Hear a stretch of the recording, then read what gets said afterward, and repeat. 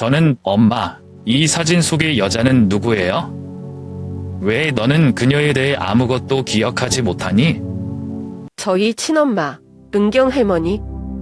제가 4살 때 알츠하이머 병으로 돌아가셨습니다. 엄마가 무슨 말을 하고 있니? 그럼 내 인생에 대해 아는 모든 것이 거짓말이야? 안녕하세요. 저는 지영입니다. 저는 오늘 여러분과 실화를 나누고 싶습니다. 이야기가 제 인생을 바꿔놓았습니다. 이것은 제가 창고에서 찾은 오래된 사진에서 시작됩니다. 처음에는 그것에 대해 많이 생각하지 않았지만 몇 달 동안 찾아보다가 아무도 예상하지 못한 친어머니에 대한 비밀을 알게 되었습니다. 이 이야기는 사진뿐만 아니라 우리 가족의 사랑, 희생, 거짓말에 관한 것입니다. 남아서 저와 함께 이 비밀을 풀어주세요. 저는 올해 42세인 지영이라고 하며 한국의 전주교회의 평화로운 작은 마을에 살고 있습니다. 제 인생은 큰 사건들을 겪지는 않았지만 부모님이 마을을 떠나 도시로 일하러 가야 할 때 저를 사랑하고 지켜주신 할머니와 함께했던 어린 시절의 깊은 기억을 가지고 있습니다. 그녀는 제 인생의 따뜻한 햇살과 같았습니다. 그녀는 제가 먹는 것, 잠, 심지어 일상생활에서 가장 사소한 즐거움까지 챙겨주던 사람이었습니다.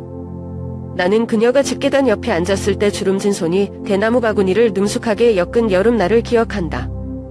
그녀는 일을 하면서 나에게 젊었을 때 전쟁과 힘들었지만 희망에 찬 그녀의 옛날 이야기를 들려주었다. 한 번은 할머니가 할아버지의 병을 치료하는 가장 좋은 약초를 찾기 위해 하루 종일 걸었다고 말했다.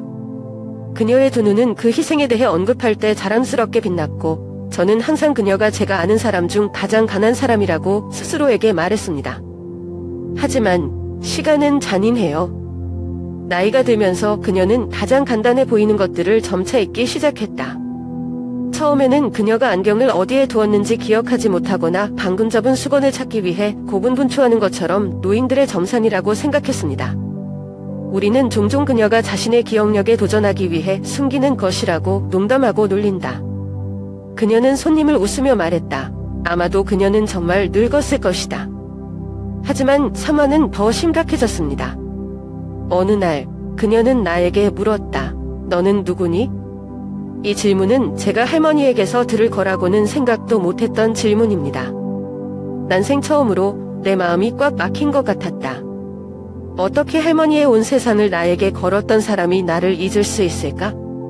나는 미소를 지으려고 애썼지만 눈물이 멈추지 않았다. 나는 대답했다. 나는 지영이야. 할머니는 기억하지 못하니? 난 할머니의 손녀잖아. 그녀는 오랫동안 나를 쳐다보더니 갑자기 깨달은 듯 애매한 미소를 지었다. 아, 그래. 내가 지영이야? 그 이후로 그녀의 질병은 점점 더 나아졌다. 그녀는 가족들의 이름을 잊어버리기 시작했고 평생을 살았던 집도 잊었습니다. 어떤 날은 저를 어머니라고 부르기도 하고 어떤 날은 저를 전혀 낯선 사람이라고 부르기도 합니다. 가족 식사는 더 이상 예전처럼 떠들썩한 대화가 아니라 사람들이 슬픔을 감추려고 할 때 답답한 침묵이다. 저는 그녀가 강한 사람이라는 것을 목격했지만 이제는 그녀는 언제든지 휩쓸려 버릴 준비가 되어 있는 낙엽처럼 연약해졌습니다. 하지만 그 고통 속에서 저는 알츠하이머가 그녀의 기억을 앗아갈 뿐만 아니라 우리 가족들로 하여금 서로를 더 사랑하고 존중하는 법을 배우도록 강요한다는 것을 깨달았습니다. 어느 날 저는 할머니 옆에 앉아 그 마른 손을 잡고 우리의 아름다운 추억을 이야기했습니다. 비록 할머니는 기억하지 못하시지만 저는 할머니의 마음속 어딘가에 그 기억들이 살아있다고 믿었습니다.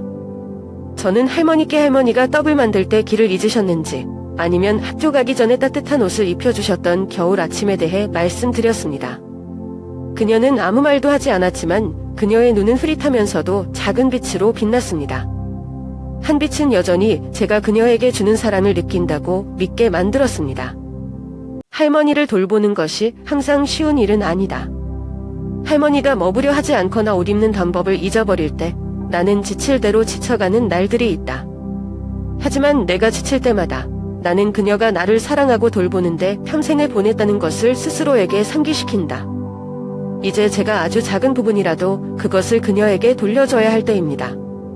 할머니는 제가 누군지 더 이상 알아보지 못하셨지만 제게는 여전히 존경받는 할머니로 남아있습니다. 제게 인생의 가장 큰 교훈을 주셨죠. 사랑이란 반드시 말이나 기억으로 보답되는 것이 아니라 때로는 존재만으로도 매일 작은 행동입니다. 저는 할머니와의 모든 순간을 소중히 여기며 천천히 사는 법을 배웠습니다. 할머니를 위해서가 아니라 저 자신을 위해서요. 우리가 가졌던 아름다운 것들을 영원히 잊지 않기 위해서요. 한 번은 연약한 햇빛이 단풍잎 사이로 스며나오던 늦가을 오후 소희 할머니가 갑자기 집 뒤의 숲속으로 길을 잃었던 기억이 난다. 그녀가 방황하는 것이 처음은 아니었지만 이번에는 뭔가 나를 불안하게 했다. 떠나기 전에 그녀는 제 얼굴의 모든 윤곽을 기억하고 싶은 듯 저를 오랫동안 바라만 보더니 조용히 속삭였습니다. 지영아, 너 나처럼 되지 마. 그 말은 제가 이해하기에는 너무 어린 메시지와 예언과도 같았습니다. 나는 할머니를 찾아 사방으로 뛰어다녔다. 집 뒤의 숲은 크지 않았지만 당시 저와 같은 아이에게는 신비롭고 위험한 세상 같았습니다. 나는 뛰어가면서 할머니의 이름을 불렀고 내 목소리는 나무줄기 전체에 울려 퍼졌지만 바람 소리만이 응답했다. 최악의 시나리오에 대해 생각하면 가슴이 조인다. 그러나 몇 시간 후 나는 그녀가 잦은 개울 근처의 큰 바위에 앉아 지팡이를 짚은 손을 잡고 흐르는 물을 응시하는 것을 발견했다. 제가 달려가 할머니를 안았는데 눈물이 볼을 타고 흘러내렸죠. 하지만 할머니는 그저 살짝 웃으셨습니다. 괜찮으세요? 지엄씩 울지 마. 그 후 그녀는 그날 그녀를 집을 나가게 한 어떤 이야기도 다시 꺼내지 않았고 나는 더 이상 묻지 않았다. 하지만 넌 할머니처럼 되지 마. 라는 그녀의 말은 항상 내 마음속에 새겨져 있다. 저는 궁금했습니다. 무엇이 두려웠나요? 내가 할머니와 같은 삶을 살까봐 기억들이 시간에 의해 서서히 마모드는 걸까? 아니면 더 심오한 이야기, 즉 제가 결코 알지 못했던 고통과 후회에 대해 말씀하시는 건가요? 이제 제가 중년이 되었을 때 저는 그녀가 무엇을 전달하기를 원하는지 이해하게 되었습니다. 최근 저는 제 기억에서 이상한 낌새를 채기 시작했습니다. 열쇠를 어디에 뒀는지 잊어버리는 날도 있고 또렷이 기억하고 있는 중학교 친구의 이름도 희미해지는 날도 있다. 처음에는 일이나 삶에 대한 스트레스 때문이라고만 생각했지만 그러다 보니 그 망각의 시간이 점점 더 자주 나타났다. 나의 든든한 버팀목이었던 소희 할머니도 그렇게 시작했다고 생각하지 않을 수 없다. 그녀에 대한 기억은 이제 나 자신을 비추는 거울이 되었다. 아무도 늙지 않을 거야, 지영아. 하지만 넌 하루하루를 의미 있게 살 수 있는 방법을 선택할 수 있어. 라고 했던 할머니를 기억합니다. 아마도 그녀가 그 해에 했던 말에서 그렇게 말하고 싶었을 겁니다. 그녀는 내가 후회하며 사는 것을 원하지 않았고 시간의 두려움이 현재의 소중한 순간을 무색하게 하는 것을 원하지 않았다. 저는 모든 것을 기록하기 시작했습니다. 일상생활의 작지만 의미 있는 순간들, 할머니에게서 들은 이야기들, 그리고 언젠가는 잊어버릴까 봐 두려워했던 감정들 말입니다. 저는 기억이란 단지 우리가 마음속에 간직하고 있는 것이 아니라 우리가 주변 세상에 남겨두고 있는 것이라는 것을 깨달았습니다. 소희 할머니도 아마 오래전부터 알고 계셨을 것이고 그래서 기억력이 시들해져도 저에게 사랑과 관심을 쏟으셨습니다. 이제 저와 할머니의 여점을 돌아보면서 저는 기억은 단지 우리가 붙잡고 잃을 수 있는 것이 아니라는 것을 이해합니다. 그것이 우리가 살아가는 방식이고 우리가 사랑하는 방식이며 주변 사람들과 공유하는 방식입니다. 그리고 비록 시간이 사소한 세부 사항들을 흐려놓더라도 그녀가 전한 사랑과 교훈은 영원히 결코 사라지지 않을 것이다. 1년 전 저는 제 기억력이 예전만큼 좋지 않다는 것을 깨닫기 시작했습니다.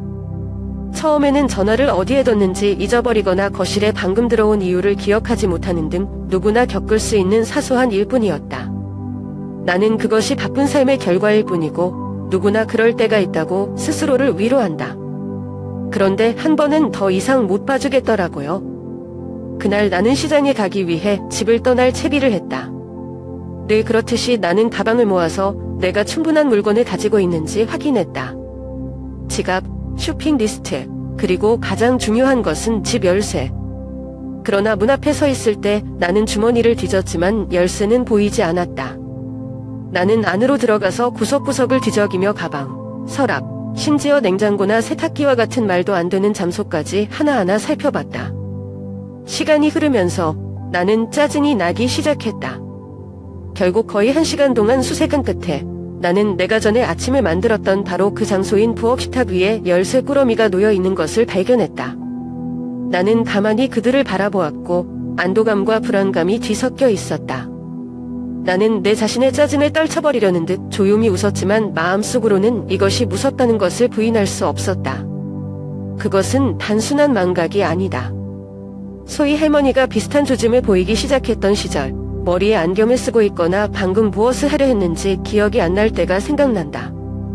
저는 항상 제가 어리고 이런 일들이 일시적인 것이라고 스스로에게 말했지만 그 순간 저는 지하의 파도와 같은 두려움이 제 마음속에 스며들기 시작했습니다. 그 다음 날 저는 제 자신에게 더 주의를 기울이기 시작했습니다. 아침을 먹었는지 아니면 전날 만난 동료의 이름이 기억나지 않을 때가 있다. 저는 해야 할 모든 것들의 목록을 작성하지만 때때로 제가 그것들을 어디에 썼는지 잊어버립니다. 저는 감히 누구에게도, 심지어 가족들에게도 이 말을 할 수 없습니다. 사람들이 걱정할까봐, 혹은 더 나쁜 것은 제가 과장하고 있다고 생각하기 때문입니다. 하지만 속으로는 제가 잘 알고 있습니다. 이것은 예전과 같지 않습니다. 저는 기사에서 답을 찾기 시작했습니다. 기사에서 답을 찾기 시작했죠. 기억력과 어떻게 개선할 수 있는가에 대해서 말입니다. 저는 머리를 단련시키는 운동을 하고 십자말풀이를 하고 심지어 삼원을 호전시키기 위해 식단을 바꾸기도 했습니다. 하지만 새로운 망각의 순간이 올 때마다 두려움은 다시 돌아오고 내일 할머니의 모습으로 나를 사로잡는다. 그녀가 영원히 잃어버린 무언가를 기억하려고 애쓰는 그녀의 공허한 눈빛. 나는 소희 할머니가 마지막으로 나를 보고 내가 누군지 몰랐던 때를 기억한다. 그 느낌은 내가 방금 내 일부를 잃은 것과 같다. 그리고 이제 똑같은 길을 걸을 수 있다는 생각이 나를 떨게 만들었다. 저는 궁금했습니다. 이것이 제가 그녀에게서 물려받은 유산일까요? 내가 그것을 막기 위해 무엇을 할 수 있을까? 아니면 모든 노력이 헛수고일 뿐일까? 나는 계속 숨는 대신 이 두려움에 직면하기로 결심했다. 저는 무슨 일이 일어나고 있는지 기록합니다. 할머니에 대한 기억을 기록했던 것처럼요. 나는 매 순간을 온전히 살며 기억나는 것을 소중히 여기고 여전히 할 수 있는 것을 즐기는 데 집중한다. 어쩌면 기억은 단지 우리가 간직하고 있는 것이 아니라 우리가 매일 그것들을 만들기 위해 살아가는 방식일지도 모릅니다. 그러던 어느 날 제 아들 현우를 위해 저녁을 만들던 중 저는 아들이 좋아하는 김치 수프를 만들기로 결심했습니다. 평범한 하루였지만 평소보다 머리가 무겁게 느껴졌다. 냄비를 난로 위에 올려놓고 불을 조절한 후 나는 야채를 준비하는데 단 몇 분이면 된다고 스스로에게 말했다. 그러나 혼란스러운 생각과 이유를 알 수 없는 피로감 사이에서 나는 관련 없는 일련의 일들에 빠져들었다. 나는 거실에 나가 옷 몇 벌을 접고 전화기를 확인한 다음 별로 중요하지 않은 뉴스에 빠져들었다. 현우가 부엌으로 뛰어들어가자 비명소리가 들렸다. 엄마가 방금 무슨 짓을 했는지 알아? 집안이 불탈 뻔했어요. 깜짝 놀라 뒤돌아보니 눈앞이 섬뜩한 밤겸이었다. 부엌은 연기로 가득 차 있었고 타는 냄새는 집 전체에 퍼졌습니다. 그리고 제가 가장 좋아하는 김치 냄비는 이제 바닥에서 시커멓게 그을린 층에 불과합니다. 15살짜리 아들 현우는 담원스럽고 실망스러운 눈빛으로 나를 바라보았다. 소녀는 계속 질문하면서 모든 창문을 열고 선풍기를 켜고 부엌에서 나를 끌어내려고 했다. 엄마가 무슨 생각을 하고 있니? 어떻게 엄마가 그렇게 잊을 수 있어? 만약 내가 제때에 뛰어들지 못했다면 모든 것이 불타버렸을 것이다. 나는 얼어붙은 듯 말문이 막힌 채 거기에 서 있었다. 내 머릿속에는 일련의 생각들이 두려움과 후회에 깊이 소용돌이치고 있었다. 내가 어떻게 이렇게 부주의할 수가 있지? 궁금하네요. 소희 할머니의 이미지가 다시 떠올랐는데 소희 할머니가 비슷한 사소한 실수를 하기 시작하면서 점점 더 망각증에 빠져들었다. 이것이 제가 할머니와 같은 길을 걷고 있다는 신호일까요? 나는 덜덜 떨면서 숨이 막히는 것을 느꼈다. 현우는 엉망진창 청소를 마친 후 더 이상 말을 하지 않았다. 소녀는 나를 힐끗 쳐다보기만 했고 그의 방으로 돌아와 이미 연기로 질식한 공간에 차가운 빈 공간을 남겼다. 아이가 걱정하고 화가 났다는 것을 알지만 무엇보다도 아이의 눈에는 실망감이 역력하게 느껴집니다. 어머니로서 저는 항상 제 아이들의 든든한 버팀목이 되려고 노력했지만 그 순간 저는 제가 놀라울 정도로 약해졌다는 것을 느꼈습니다. 마치 그 반대 대신에 제 자신을 보호하도록 내버려둔 것 같았습니다. 그날 밤 저는 잠을 잘 수가 없었어요. 나는 어둠 속에 누워 죄책감과 두려움이 엄습했다. 나는 예전 같지 않았어. 나는 속으로 생각했다. 망각에 대한 막연한 느낌이 점점 뚜렷해지는 것 같다. 열쇠나 쇼핑 리스트와 같은 사소한 일에도 불구하고 이제는 더 이상 중요한 일을 통제할 수 없다는 것을 느끼기 시작했습니다. 언젠가 현우 씨 얼굴, 웃음, 우리가 나눴던 기억까지 잊을 수 있을까? 그 생각은 내 심장을 쥐어짜는 것 같았다. 다음날 현우 씨한테 보상해 주려고 노력했어요. 나는 그가 좋아하는 김치 스프를 다시 끓였는데 이번에는 한순간도 부엌에서 눈을 떼지 않고 더 조심했다. 수프 그릇을 아이들 앞에 놓았을 때 현우는 엄마 나 그렇게 겁주지 마. 알았지? 라고 조용히 말했다. 나는 고개를 끄덕이고 억지로 미소를 지었지만 마음은 근심으로 가득 차 있었다. 저는 제 자신뿐만 아니라 제 아들을 위해서도 이 사실을 직시할 필요가 있다는 것을 알고 있습니다. 현우는 든든한 엄마가 필요하고 저는 두려움이 제 삶을 통제하게 놔둘 수 없어요. 앞에 무엇이 기다리고 있는지 몰라도 망각이 나를 쉽게 이기도록 내버려두지 않겠다고 스스로에게 다짐했다. 매 순간을 온전히 살아가고 기억에 남는 것을 소중히 여기고 현우에게 내가 할 수 있는 가장 값진 추억을 남길 수 있도록 노력하겠습니다. 어느 날 아침 창고를 정리하던 중 나는 우연히 시간의 먼지로 뒤덮인 낡아 빠진 나무 상자를 꺼냈다. 이 상자는 오래전에 버려진 것으로 보이며 오래된 물건 더미 속 어두운 구석에 숨겨져 있다. 궁금해서 상자 뚜껑을 열어보니 안에는 오래된 사진들이 줄줄이 쌓여 있었는데 세월이 흐르면서 색이 바랬다.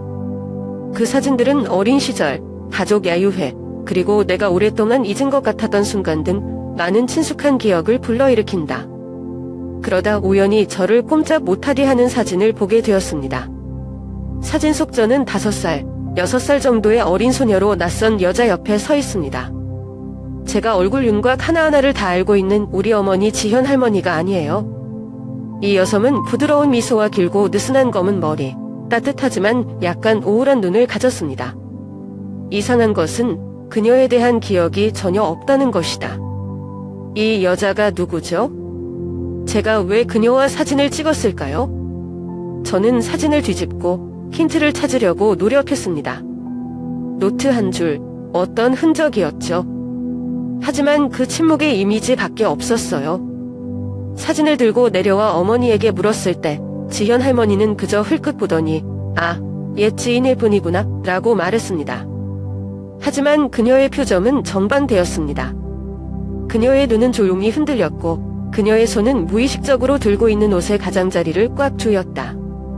그녀가 내 시선을 피하는 방식은 뭔가 잘못되었다는 것을 분명히 느끼게 했지만 내가 더 물어보려고 해도 그녀는 여전히 침묵을 지켰다. 그날부터 잠 못 이루는 밤들이 나를 괴롭히기 시작했다. 나는 그 사진과 그 안에 있는 낯선 여자에 대한 생각을 멈출 수가 없었다.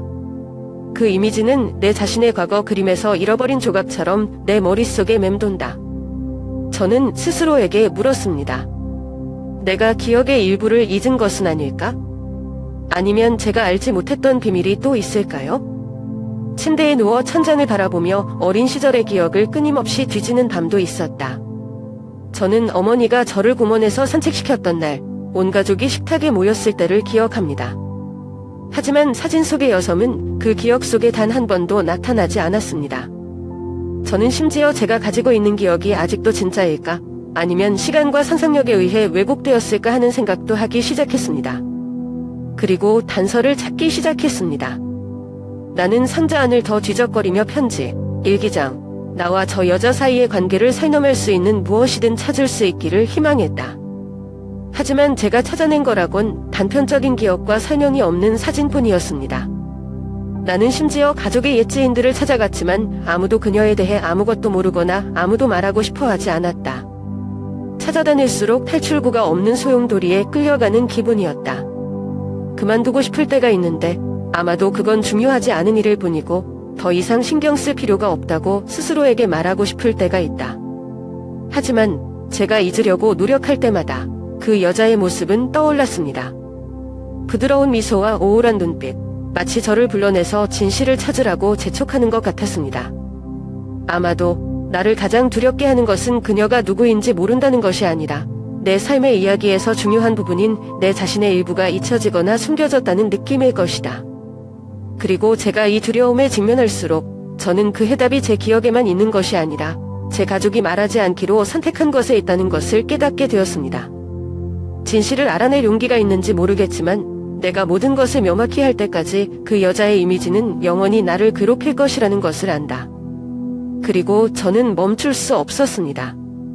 제가 발견되기를 기다리는 비밀이 있다고 느꼈을 때 비밀은 제가 제 자신에 대해 알고 있던 모든 것을 바꿀 수 있었습니다.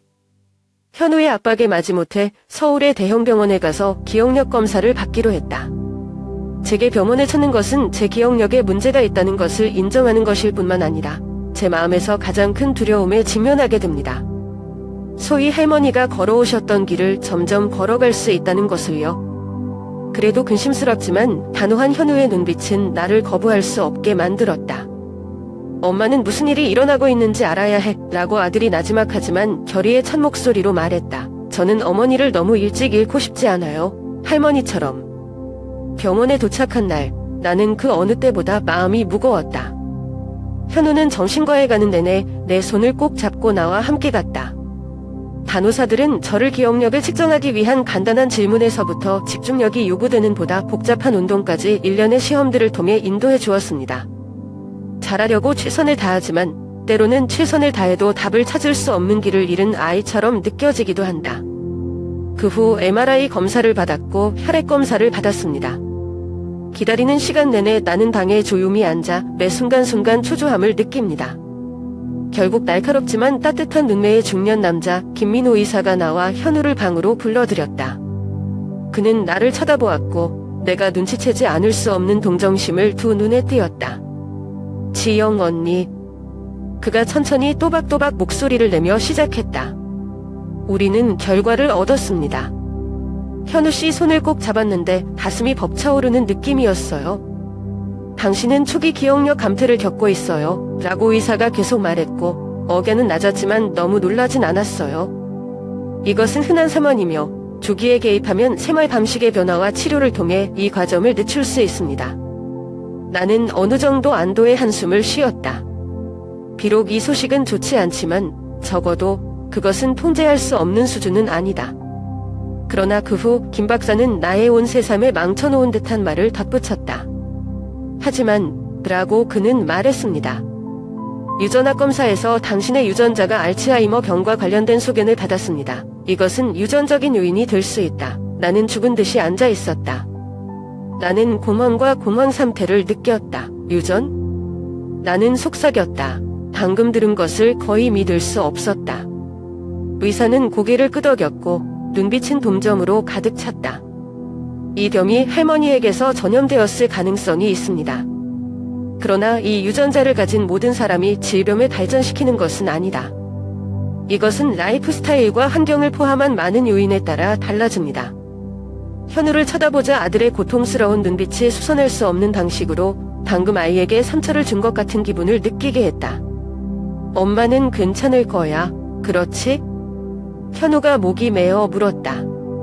나는 아이들을 안심시키기 위해 미소를 지으려고 노력했지만 마음속으로는 답이 무엇인지 잘 모르겠다.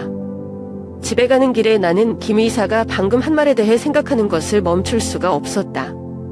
알고 보니 제가 여태까지 할머니의 길을 걸을 수 있다는 사실에 대해 가장 두려워했던 것은 진정한 가능성이었습니다. 소희 할머니의 마지막 날들이 생각납니다. 소희 할머니는 더 이상 저를 포함해서 아무도 알아보지 못하셨을 때요. 그 기억들은 나를 뭉클하게 했다.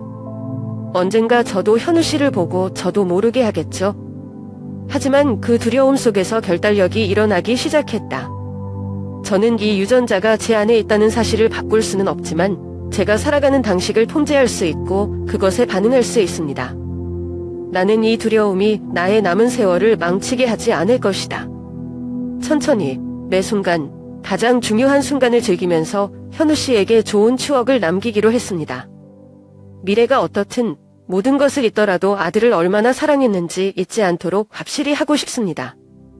의사가 결과를 통보하는 것을 들었을 때 나는 조용했고 내 귀를 믿지 않았다. 누군가 방금 나를 현실에서 끌어내어 내가 벗어날 수 없는 악몽에 내던져 버린 느낌이다. 집으로 돌아오는 길에 나는 일련의 질문으로 머리가 빙빙 돌았다. 유전자, 알츠하이머, 어떻게 그럴 수 있을까요? 마음속으로는 든든한 버팀목이었던 지현 어머니를 떠올렸다. 만약 이 유전자가 유전이라면 엄마는 제가 모르는 무언가를 알고 있을까요? 집에 도착했을 때 나는 더 이상 모호함을 참을 수 없었다. 나는 지현 어머니가 야채를 씻고 있는 부엌으로 들어가 저녁을 준비했다. 엄마, 하고 나는 떨리는 목소리로 말했다. 할머니는 돌아서서 나의 표정을 보고 걱정스러운 눈빛을 보냈다. 엄마가 너한테 말하지 않은 게 있어. 그렇지, 진실을 알아야 돼. 지금 당장. 어머니는 야채 바구니를 내려놓고 가족의 많은 추억을 목격한 낡아빠진 식탁에 내 맞은편에 앉았다. 잠시 동안 그녀는 아무 말도 하지 않고 자신과 싸우는 것처럼 고개만 숙였다. 마침내 그녀는 한숨을 쉬었고 그녀의 목소리는 지영, 내가 진실을 알아야 할 때인 것 같아라고 그녀의 마음을 짓누르듯 조용하지만 무거웠다. 나는 숨을 죽이고 손이 따끔할 정도로 서로 얽혔다. 저의 생모인 은경 씨는 알츠하이머에 걸렸습니다. 제가 4살 때 할머니가 돌아가셨어요. 그녀는 멈춰섰고 나를 보는 눈은 고통으로 가득 차 있었다. 내 아버지와 어머니는 그녀가 죽은 후 나를 입양했다. 우리는 내가 그 아픈 기억을 가지고 자라기를 원하지 않는다. 우리는 내가 평범한 삶, 행복한 가정을 꾸리길 바란다. 나는 말문이 막힌 채 거기에 앉아 있었다. 그녀가 한 말은 마치 칼로 내 마음을 찔렀던 것 같다. 그럼 평생 거짓말로 살았어? 나는 물었고 목소리는 터졌다. 엄마가 나한테 숨겼어. 나에 대해서. 지현 어머니는 눈물을 글썽였고 떨리는 손이 내 손을 잡았다. 미안해, 지연아. 엄마는 하루도 너에게 숨긴 것에 대해 후회하지 않는 날이 없다. 하지만 그때 부모님은 단지 내가 슬픈 과거의 짐을 지지 않기를 원하셨다. 우리는 내가 진실을 모른다면 더 행복해질 것이라고 생각한다. 온 세상이 내 눈앞에서 무너지는 것 같았다. 저는 기억상실에 직면했을 뿐만 아니라 이제는 끔찍한 사실에 직면하게 되었습니다. 제 인생 전체가 거짓말로 만들어진 비밀이라는 거죠. 나의 친어머니는 누구입니까? 어떻게 지내셨어요? 그리고 내가 정말 나 자신을 아는가? 일련의 질문들이 머릿속을 맴돌았지만 어떤 대답도 내가 겪고 있는 고통을 덜어주지는 못했다. 나는 책상에서 일어나 집안의 공기가 나를 질식시키는 것 같았다. 난 시간이 필요해 라고 나는 엄마를 보지 않고 말했다. 아픈 얼굴에 눈물이 그렁그렁한 눈으로 지현 어머니를 두고 밖으로 나왔다. 현관으로 나와 밤하늘을 올려다보았다. 별들은 여느 때처럼 반짝거렸지만 저는 별들은 더 이상 의미가 없었습니다. 저는 제 기억이 믿을 만한 것인지 아니면 제가 알고 있는 모든 것이 다른 사람들에 의해 만들어진 이야기일 뿐인지 궁금했습니다. 나는 과거와 현재, 진실과 거짓 사이에 갇혀 있다고 느낀다. 그날 밤, 저는 잠을 잘 수가 없었어요. 어린 시절의 기억을 뒤엎고 친어머니인 은경 할머니에 대한 단서를 찾으려 애쓰다 보니 이름이 이제 내 인생에서 가장 큰 미스터리가 됐다. 제가 창고에서 찾은 사진 속의 여인이 당신인가요? 내가 잊었던 희미한 기억 속에서도 그녀를 알아본 적이 있을까? 내 마음속에는 찢어지는 듯한 느낌이 들었다.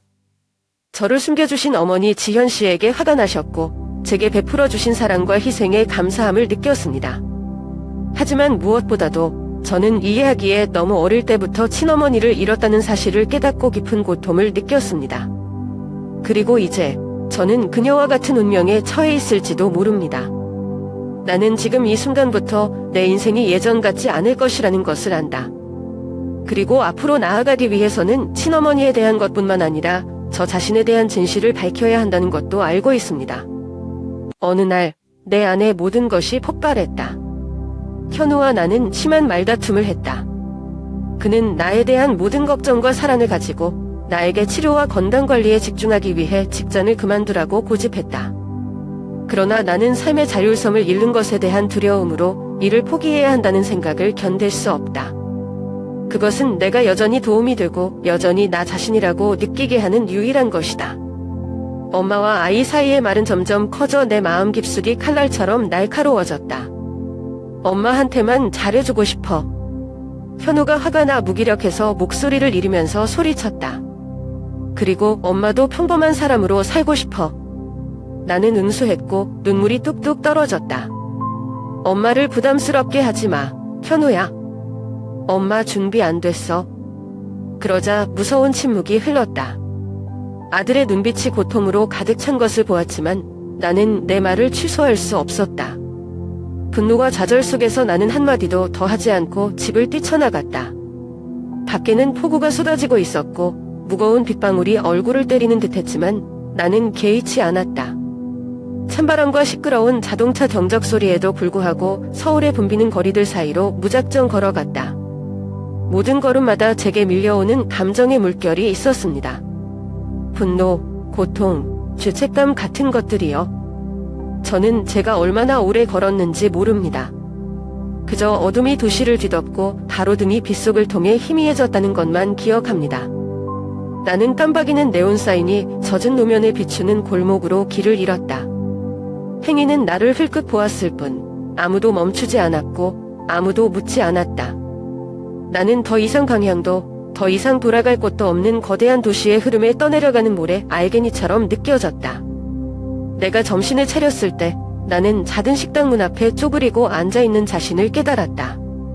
안쪽에서 따뜻한 불빛이 새어나오고 웃음소리, 젓가락이 부딪히는 소리가 들렸다.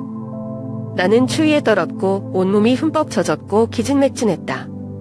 주변은 온통 안개처럼 어렴풋이 감돌고 있었고 나는 내가 어떻게 여기에 왔는지 전혀 기억이 나지 않는다. 나는 내가 거기에 혼자 앉아있고 방향을 잃고 있다는 것만 알았다. 식당 문이 열리더니 한 나이 든 여성이 우산을 들고 나왔다. 할머니는 나를 보고 놀라는 눈빛과 걱정이 섞였다. 괜찮으세요? 그녀는 부드럽고 관심이 가득한 목소리로 물었다. 저는 바로 대답하지 않아요. 일부는 일어나서 떠나고 싶었고 낯선 사람의 관심으로부터 도망치고 싶었지만 내 몸은 얼어붙은 것 같았다. 여자는 더 이상 기다리지 않았다. 그녀는 내 옆에 무릎을 꿇고 내 머리 위에 우산을 가볍게 얹었다. 들어와, 아가씨. 날씨가 매우 춥습니다. 라고 그녀가 따뜻한 목소리로 말했습니다. 나는 무엇이 나를 따르도록 만들었는지 모르지만 나는 일어나서 할머니를 따라 식당으로 들어갔다. 내부에는 작지만 아늑한 공간이 있고 나무 테이블과 음식 냄새가 곳곳에 퍼진다. 그 여자는 의자를 당겨 앉게 한 다음 따뜻한 차 한 잔을 가져와 제 손에 넣었습니다. 마셔요. 몸 좀 녹이세요. 라고 그녀는 얼굴에 잔잔한 미소를 지으며 말했다. 찻잔을 들고 손바닥에 퍼지는 온기를 느끼며 나도 모르게 눈물이 핑 돌았다. 나는 더 이상 통제할 수 없었다. 오랫동안 내 안에 쌓여있던 모든 감정이 터지는 것 같았다. 그 여자는 아무것도 묻지 않고 그냥 조용히 앉아 방언하는 아이처럼 나를 울게 했다. 울음이 지나간 후 그녀는 때로는 우리는 조금 쉬어야 합니다. 너무 강요하지 마세요. 그 단순한 말들이 내 마음 한구석에 와 닿는 것 같았다. 어쩌면 그녀는 제가 누구인지도 모르고 제가 무엇과 싸우고 있는지도 모르지만 그녀의 존재, 즉 무조건적인 따뜻함과 이해로 인해 저는 이제 막 끝없는 심연에서 구원받은 것 같은 기분이 듭니다. 그날 밤 나는 비가 그칠 때까지 식당에 앉아 있었다. 나는 그녀의 이름이나 레스토랑 이름을 기억할 수 없지만 그 순간은 영원히 내 안에 남을 것이다. 수개월 만에 처음으로 제가 완전히 방황하지 않았다는 것을 느꼈습니다. 어쩌면 제 자신을 되찾을 희망이 있을지도 모른다는 것을요. 현우가 교통 카메라로 저를 찾았어요. 내가 작은 식당 문 앞에 쪼그리고 앉아있을 때 차의 불빛이 나를 놀라게 했다. 나는 고개를 들어 아들의 근심 걱정과 공포로 가득 찬 얼굴을 보았다. 그는 내가 금방이라도 사라질까 봐 두려운 듯 차에서 뛰어내려 내게 다가왔다. 엄마, 라고 현우가 소리치자 목이 메어 다가오자 나를 꼭 껴안았다. 나는 그의 품이 꽉 조일 때 아이의 온기와 그의 몸에서 떨림을 느꼈다. 슬픔이나 분노 때문이 아니라 너무 큰 죄책감이 내 마음을 짓눌렀기 때문에 눈물이 핑 돌았다. 엄마 현우가 딸꾹질 너머로 말하는데 그의 목소리는 산산조각이 났다. 엄마, 제발. 다시는 어디 가지 마세요. 엄마를 잃고 싶지 않아. 그 말들은 내 가슴을 쥐어짜게 했다. 현우가 이렇게 절망적인 말투로 저한테 말하는 걸 들어본 적이 없어요. 항상 강하게 보이려고 애쓰는 소년의 뺨에 눈물이 고였다. 나는 이번에 내가 아이에게 상처를 준 사람이 바로 나라는 것을 깨달았다. 나는 목소리를 내려고 했지만 목이 메이는 것 같았다. 미안해, 엄마라고 나는 속삭였다. 단어 하나하나가 무거웠다. 엄마 몰라, 엄마가 얼마나 나를 걱정하게 만드는지. 현우가 날라져 내가 다시 사라질까 봐 두 손은 여전히 내 어깨를 잡고 있어. 엄마는 혼자 힘낼 필요 없어, 알지? 나를 바라보는 눈빛의 의욕이 넘친다고 말했다. 나 여기 있어. 항상 여기 있을게. 엄마는 내가 도와줘야 해. 자녀의 말에 나는 정신이 번쩍 들었다. 자존심을 지키기 위한 노력에서 혼자가 아니라는 것을 잊었다는 것을 깨달았다. 현우는 그냥 제 아들이 아닙니다. 그는 이 가족을 온전하게 유지하기 위해 무엇이든 할 수 있는 동반자입니다. 나는 내 고통이 모든 것을 덮도록 내버려두는 것이 이기적이었고 그 소년도 똑같이 걱정의 짐을 어깨에 지고 있다는 것을 잊었을 때였다. 그 다음에 현우가 집에 데려다 줬어요. 그는 내내 아무 말도 하지 않고 조용히 차를 몰았습니다. 하지만 저는 그가 제 눈꼬리를 통해 제 모든 움직임을 지켜보고 있다는 것을 알았습니다. 마치 제가 괜찮은지 확인하려는 것처럼요. 집에 도착해서 현우가 방에 들어가는데 도와줘서 따뜻한 수건으로 내 머리를 말렸다. 엄마, 그만둬. 그가 부드럽게 그러나 단호하게 눈빛을 보내며 말했다. 다른 건 내가 맡을게. 나는 침대에 누웠으나 한잠도 이루지 못했다. 아까 그 이미지들이 내 머릿속을 맴돌았다. 현우는 나를 발견했고 아이의 눈물, 그리고 그 진심 어린 간첨을 했다. 두려움을 숨기려 해도 강한 척해도 현우는 다 보인다는 걸 깨달았어요. 제 아들은 제가 생각했던 것보다 훨씬 더 나이가 들었고 이제 그 아이는 제가 예상하지 못한 버팀목이 되어가고 있습니다. 이튿날 아침 나는 담을 나와 식탁에 앉아있는 현우가 밤을 새운 듯 고개를 푹 숙이고 있는 것을 보았다. 제가 아들의 어깨를 살짝 건드렸는데 그가 고개를 들었을 때 눈은 여전히 붉게 충혈되어 있었습니다. 엄마는 곰곰이 생각해보았어 라고 내가 부드럽지만 단호하게 말했다. 내가 말하는 건 다 할 거야. 왜냐하면 난 알아. 난 그저 엄마를 위해 최선을 원할 뿐이야. 현우는 아무 말도 하지 않고 고개만 끄덕이며 내 손을 잡았다. 그 순간 모녀간의 유대감이 그 어느 때보다 강하다고 느꼈다. 저는 미래가 어떨지 모르지만 더 이상 혼자서는 두려움에 직면하지 않을 것이라는 것을 압니다. 우리는 함께 앞으로 나아갈 것입니다. 왜냐하면 그것이 바로 가족이 서로를 사랑하고 인내하고 신뢰함으로써 모든 어려움을 극복하는 방법이기 때문입니다. 그 사건 이후 저는 시간이 아무도 기다려주지 않는다는 것을 깨달았습니다. 그리고 제 기억은 흐릿하든 충분하든 모두 인생의 귀중한 조각들이라는 것을요. 저는 매일 일기를 쓰기 시작하기로 결심했습니다. 언젠가는 잊어버릴지도 모른다는 생각, 감정, 그리고 사소한 것들을 적어보기로 했습니다. 페이지는 내가 미래에 대한 모든 걱정, 두려움, 작은 희망을 버릴 수 있는 진정한 친구가 되었다. 매일 아침, 저는 글을 쓰는데 시간을 씁니다. 아침의 세세한 부분까지 녹음한 날이 있었습니다. 새들의 지저김, 햇빛, 현우가 좋아하는 꼴을 조금 더 잊지 않고 커피를 따라주는 방법 등 말이죠. 어느 날, 저는 단지 몇 줄, 조용하고 이름 부르기 어려운 감정들을 녹음했습니다. 하지만 어쨌든 그 글쓰기는 모든 단어가 기억을 붙잡는 방법인 것처럼 여전히 삶의 일부를 통제하고 있다고 느끼게 한다. 제 인생도 조금씩 정리하기 시작했습니다. 저는 이 집의 구석구석을 청소했습니다. 물리적 물건뿐만 아니라 잊혀진 기억들도요. 어릴 때 현우가 쓴 중고품들, 대학 다닐 때 지현 엄마가 써준 편지들, 그리고 내가 간직하고 있는지도 몰랐던 것들까지 찾아냈다. 그 청소들은 물리적인 행동일 뿐만 아니라 영혼의 여정이기도 합니다. 제가 과거를 직시하고 불필요한 것들을 버리는 법을 배우도록 도와줍니다. 그러나 가장 놀라운 것은 여전히 그 오래된 사진이다. 사진 속의 여성은 고너한 미소와 따뜻한 눈을 가지고 항상 저를 괴롭힙니다. 그녀는 나의 일부이지만 나는 그녀에 대해 아무것도 기억할 수 없다. 사진을 복제하기로 유명한 서울 시내의 한 오래된 사진관에 가져가기로 했다. 사진을 카운터 위에 올려놓았을 때 나는 내 마음의 설레임을 금할 수 없었다. 손재주가 좋고 눈썰미가 좋은 나이든 사진작가가 사진을 들고 살펴봤다. 이 사진은 꽤 오래된 것 같습니다. 라고 그가 나직한 목소리로 말했습니다. 우리는 복제하고 더 명확하게 할 수 있습니다. 하지만 이 사진 속 사람은 뭔가 특별한 게 있어요 라고 말해야겠어요. 특별히 어땠어요? 나는 호기심을 감추지 못하고 물었다. 그는 무슨 생각을 하듯 나를 잠시 바라보았다. 그는 모든 사진이 사람들을 멈추게 하고 그 뒤에 있는 이야기를 느끼게 하는 것은 아니다 라고 말했다. 하지만 이 여자는 그녀의 눈빛에는 사연이 담겨 있다. 뭔지는 모르겠지만 사람의 마음에 와닿는 힘이 있어요. 그의 말은 나를 놀라게 했다. 사진 한 장이 눈에 보이는 것보다 더 많은 것을 담을 수 있으리라고는 꿈에도 생각지 못했다. 하지만 제 마음속에서는 그 이야기는 제 일부분입니다. 제가 다시 찾아야 할 부분이죠.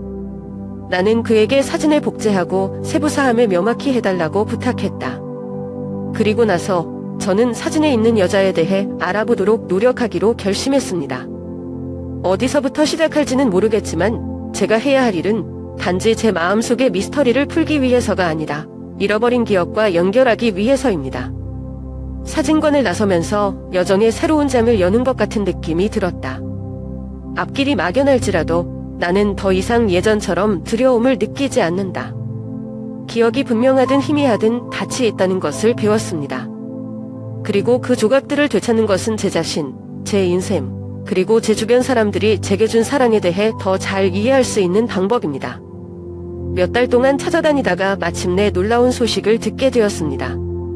사진 속의 여성은 강미영 할머니로 생모인 은경 할머니를 말년에 돌보던 간호사였습니다. 그 말을 듣고 가슴이 벅찼다. 크릿한 사진에서 특정한 이름은 이제 저에게 과거와 명확한 연결고리를 가져다 주었습니다. 분비는 서울의 거리들 사이에 자리 잡은 낡아빠진 건물인 미영 할머니가 다니던 오래된 병원을 찾았다.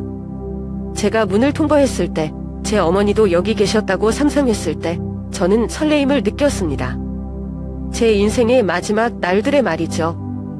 미영 할머니와 함께 일했던 한 나이 든 간호사는 내가 알고 싶어 했던 이야기를 열정적으로 들려준다. 은경 여사는 강하고 자애로운 여자입니다. 간호사가 시작하며 나를 바라보는 동정의 눈을 빛냈다. 그녀는 중병에 걸렸지만 항상 부드러운 미소를 지었습니다. 마지막 날에 그녀는 상실을 이해하기에는 너무 어린아이인 그녀에 대해 가장 걱정했다. 그래서 그녀는 미영에게 나중에 그녀를 기억할 수 있는 선물로 엄마와 딸의 마지막 사진을 찍어달라고 부탁했다. 나는 조용했고 내 마음속에서 감정이 북받치는 것 같았다. 알고 보니 이 사진은 우연한 순간이 아니라 어머니가 남겨주신 유산입니다. 어머니는 더 이상 곁에 없어도 항상 저를 사랑하신다는 메시지를 남겨주셨어요. 저는 어머니가 저를 쳐다보시면서 떠나시더라도 그 사진을 통해 그녀의 사랑이 영원할 것이라고 생각하셨던 것을 상상할 수 있습니다. 간호사는 계속해서 미영은 그녀의 어머니와 매우 친밀했다고 말했다. 그녀는 간호사일 뿐만 아니라 가장 힘들었던 시절에도 어머니의 큰 친구였습니다. 미영은 어머니가 돌아가신 후 기억이 희미해지더라도 사진이 어머니의 사랑을 기억하는데 도움이 되기를 항상 바라고 있다. 나는 안도하면서도 감동적인 마음으로 병원을 떠났다. 사진은 이제 더 이상 수수께끼가 아니라 제 인생 이야기의 일부입니다. 어머니의 사랑과 희생, 그리고 저를 연결시키려는 마지막 노력에 대한 이야기입니다. 기억의 한 조각으로 말이죠. 나는 사진을 가지고 돌아와서 조심스럽게 액자를 틀고 집에서 가장 장중한 위치에 놓았다. 사진을 볼 때마다 친정어머니의 모습뿐만 아니라 저를 향한 무조건적인 사랑을 느꼈습니다. 기억은 시간이 지남에 따라 희미해져도 가족에 대한 사랑은 영원하고 항상 존재하며 항상 각 세대에 걸쳐 흐른다는 것을 일깨워주는 말이다. 그날 이후 나는 점점 내 마음을 잠식하고 있는 망각이나 미래에 대해 생각할 때 더 이상 너무 두려움을 느끼지 않는다. 저는 천천히 사는 법을 배웠고, 사랑하는 사람들과의 모든 순간을 소중히 여기고, 아무리 희미해져도 마음의 모든 추억을 간직하는 법을 배웠습니다. 그 사진은 사랑이 때로는 존재하기 위해 기억이 필요하지 않다는 것을 증명하는 것이다. 그것은 단지 감지되고, 전달되고, 보존될 뿐이다.